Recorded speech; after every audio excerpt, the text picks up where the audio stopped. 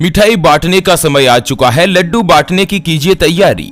खुशखबरी खुशखबरी खुशखबरी। जी हाँ मित्रों, आज सावन के महीने की सबसे पहली एकादशी है, यानी कि कामिका एकादशी मनाई जा रही है। वैसे कामिका एकादशी चतुर्मास के दिन पड़ने के कारण शास्त्र के अंतर्गत इस व्रत का विशेष रूप से महत्व बताया गया है और यह शिव भक्तों के लिए भी सबसे ज्यादा महत्वपूर्ण है।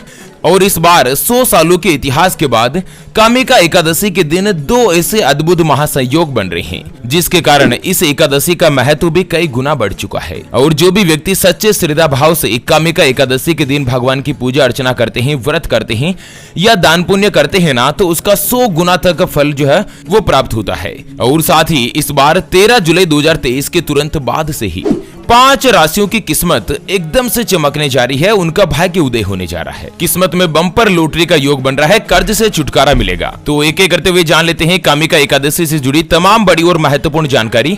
ऐसे में वीडियो को पूरा लास्ट तक जरूर देखिए। और हाँ मित्रों, वीडियो के नीचे कमेंट बॉक्स में हर हर महादेव लिखते हुए वीडियो को अपने मित्रों के साथ फेसबुक पर जरूर शेयर कर दीजिए। आपको बता दें, सावन के पवित्र महीने की जो पहली एकादशी होती है, चातुर्मास की एकादशी, उसे कामिका एकादशी कहा जाता है और ये श्रावण महीने के कृष्ण पक्ष में आती है। वैसे तो मित्रों साल की 24 एकादशियों का अलग अलग महत्व होता है, लेकिन सबसे ज्यादा भगवान भोलेनाथ के पवित्र महीने की जो एकादशी है ना, इसका महत्व और भी ज्यादा कई गुना बढ़ जाता है। इस दिन भगवान श्री हरि विष्णु जी की भी पूजा होती है और साथ ही मित्रों देवों के देव महादेव की भी पूजा अर्चना की जाती है। चलिए जान लेते हैं कामिका एकादशी के शुभ मुहूर्त के बारे में। मित्रों, एक तो आज सुबह का जो शुभ मुहूर्त था ना, वो 5:41 से शुरू हुआ था, जो कि 7:30 बजे तक था। और इसके बाद दोपहर में 12:33 से लेकर 2:15 तक अति उत्तम शुभ मुहूर्त बन रहा है। और साथ ही इस दिन बुधादित्य राजयोग और सूल योग दोनों ही अत्यंत महत्वपूर्ण महासंयोग बन रहे हैं, जिसके कारण कामिका एकादशी का जो महत्व है वो 100 गुना तक बढ़ चुका है। चलिए जान लेते हैं कामिका एकादशी की पूजा की विधि के बारे में और उसके बाद यह भी जानेंगे कि कौन कौन सी ऐसी 5 भाग्यशाली राशियां हैं जिनकी किस्मत एकदम से चमकने जा रही है, भाग्य उदय होने जा रहा है, धन प्राप्ति का अचानक योग भी बन रहा है। तो पूजा विधि की अगर अपन बात करें, उससे पहले आपको एक महत्वपूर्ण बात बताना चाहूंगा कि हिंदू सनातन धर्म में गाय यानी कि गौ माता में 33 कोटि देवी देवताओं के साथ ही साक्षात माता लक्ष्मी जी का वास माना गया है। चाहे वेद हो, पुराण हो, ज्योतिष शास्त्र हो या फिर भागवत गीता, सभी जगहों पर गौ माता की पूजा करने का विधान है। अक्सर जब भी हम घर से बाहर जाते और देखते हैं ना कि यही गौ माता सड़क पर इधर उधर घूमती रहती है, भटकती रहती है और कई बार किसी बड़े वाहन की चपेट में आकर दुर्घटना का शिकार हो जाती है और मारी जाती है।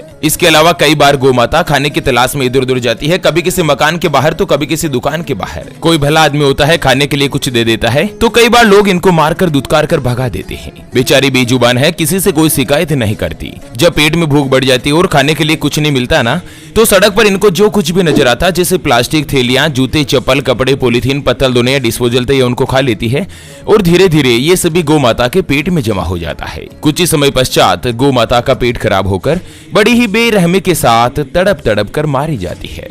मित्रों, जब भी मैं दृश्य देखता हूँ ना, मेरा मन बहुत ही ज्यादा दुखी होने लगता है। हमारी टीम के द्वारा इस बार एक महासंकल्प लिया गया है कि आज श्रावण महीने की सबसे पहली जो पवित्र कामिका एकादशी आ रही है, उस दिन एक हरे चारे का ट्रैक्टर मंगाया जा रहा है और उसको जगह जगह घुमाकर, जहां कहीं भी गौ माता का झुंड इकट्ठा रहता है ना, वहां पर ट्रैक्टर को घुमा घुमा कर गौ माता को हरा चारा खिलाया जाएगा, उनको भरपेट भोजन कराया जाएगा। कम से कम एक साल में एक दिन ऐसा हो जिस दिन कोई भी गौ माता भूखी नहीं रहे। और मित्रों, इसके लिए हमें आपके सहयोग की आवश्यकता है। तो अभी जो आप ये स्क्रीन पर QR देख पा रहे हैं ना, श्री हरि ज्योतिष के नाम से, इस पर आप अपने श्रद्धा अनुसार गौ माता के हरे चारे के लिए 21, 51, 101, 501 या 1100 रुपए, जो भी मित्रों आप आर्थिक सहयोग करना चाहो या गौ माता के हरे चारे के लिए दान करना चाहो, वो आप इस QR के ऊपर जरूर कीजिएगा। सच्चे हृदय और पवित्र मन के साथ किया गया दान किसी भी 1, 2, 5, 10 या 50 गौ माता को एक दिन का भरपेट भोजन दिला सकता है और बदले में जो आपको साक्षात माता लक्ष्मी जी और धन के देवता कुबेर देव के साथ ही देवों के देव महादेव का जो आशीर्वाद मिलेगा ना,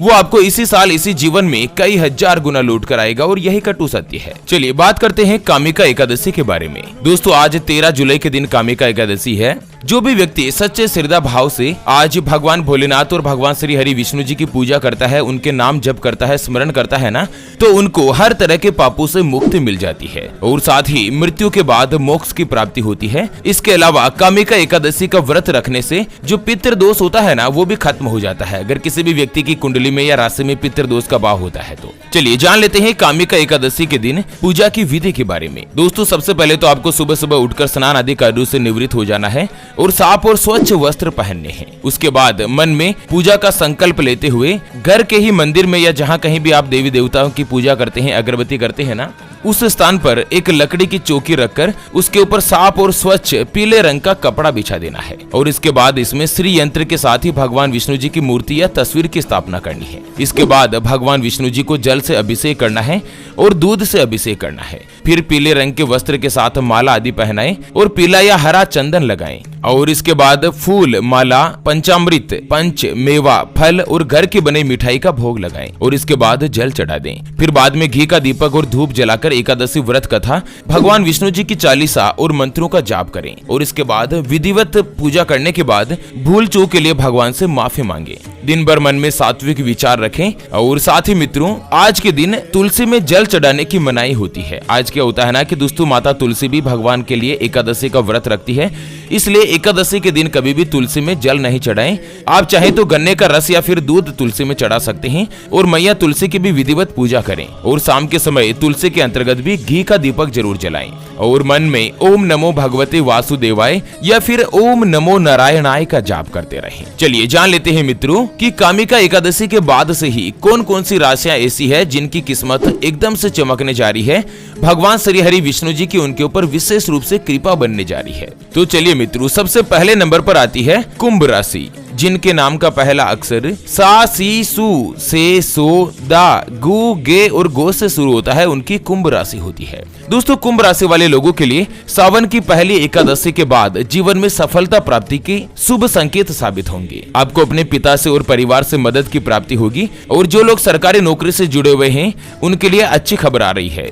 जो विद्यार्थी है उनको शिक्षा और प्रतियोगिता से जुड़े शुभ समाचार मिलेंगे और सावन के पूरे महीने ही आपको खुशखबरी मिलेगी। जो लोग अपने कार्य क्षेत्र में अभी तक संघर्ष कर रहे थे ना, उनको भगवान विष्णु और शिव कृपा से अब अनुकूल माहौल की प्राप्ति होगी और आपका पारिवारिक जीवन खुशहाल होगा। बच्चों के साथ आप कहीं पर भी घूमने की योजना भी बना सकते हैं और साथ ही मित्रों जो व्यापारी है ना, उनको व्यापार में भी अच्छा सा प्रॉफिट देखने को मिलेगा। चलिए जान लेते हैं अगले नंबर पर जो भाग्यशाली राशि आ रही है उसके बारे में। उससे पहले आपको एक महत्वपूर्ण बात बताना चाहूंगा कि जिंदगी में आप कई ऐसे लोगों से मिले होंगे जो कि बहुत ही ज्यादा मेहनत करते हैं, तो वहीं कुछ लोग आपको ऐसे भी मिले होंगे जो बहुत कम मेहनत करने के बावजूद भी बहुत ही आगे तक पहुंच जाते हैं। तो वहीं जिंदगी में आप कुछ ऐसे लोगों से भी मिले होंगे जो पूरी उम्र भर मेहनत करते ही रहते हैं लेकिन आखिर वो हासिल नहीं कर पाते जिनके वो हकदार होते हैं, यानी कि जीवन उनका गरीबी में ही निकल जाता। मित्रों ये ग्रहों का खेल नहीं तो और क्या है, और इसी के समाधान के लिए हमारे गुरुजी आप तक लेकर आए हैं आपके अपने जीवन के बारे में व्यक्तिगत यानी कि पर्सनलाइज्ड कुंडली, जिससे आप घर बैठे यह पता लगा सकेंगे कि आपके नवग्रह आपके बारे में क्या कहना चाहते हैं। क्या आपकी कुंडली यानी कि किस्मत में कोई दोष तो नहीं, कोई ग्रह आपके लिए कमजोर तो नहीं, उसको मजबूत करने का उपाय क्या है, आपका भाग्य उदय कब होगा, जीवन में अच्छे दिन कब आएंगे, नौकरी या व्यापार किसमें आपको ज्यादा तरक्की मिलेगी, कौन सा व्यापार आपके लिए सबसे अच्छा होगा, उसके बारे में कंप्लीट जानकारी हम आपको कुंडली रिपोर्ट में बताने जा रहे हैं, जिसको अभी जो आप ये स्क्रीन पर नंबर देख पा रहे हैं ना, उसके ऊपर व्हाट्सएप पर संपर्क करके आप हमारे गुरुजी से बात कर सकते हैं और मात्र 251 रुपए की फीस देकर आप अपनी संपूर्ण जीवन की महाजन्म कुंडली के बारे में जान सकते हैं। अगर आपकी कोई भी समस्या है जिसका आप समाधान चाहते हैं, जिससे कि आपका विवाह का योग नहीं बन रहा है, बहुत जगहों पर आप रिश्ता देख देख कर आखिर थक चुके हैं, परेशान हो चुके हैं, लेकिन कहीं पर भी कोई भी रिश्ता फाइनल नहीं हो पाता, संतान का सुख नहीं मिल रहा है, बच्चों का पढ़ाई में मन नहीं लगता, बच्चे लगातार सरकारी नौकरी या किसी अच्छी नौकरी की तलाश कर रहे हैं लेकिन उनको नौकरी में सफलता नहीं मिल पा रही है, व्यापार में आपको लगातार नुकसान हो रहा है, घर में धन की कमी बनी रहती है, या आपके ऊपर कर्ज हो चुका है जिसको आप चुका नहीं पा रहे हैं, आर्थिक स्थिति लगातार खराब हो रही है। अगर कुछ भी समस्या है तो स्क्रीन पर दिए गए नंबर पर व्हाट्सएप पर संपर्क करके आप हमारे गुरुजी से बात कर सकते हैं और मात्र 251 रुपए की फीस देकर आप अपने संपूर्ण जीवन की महाजन्म कुंडली के बारे में जान सकते हैं।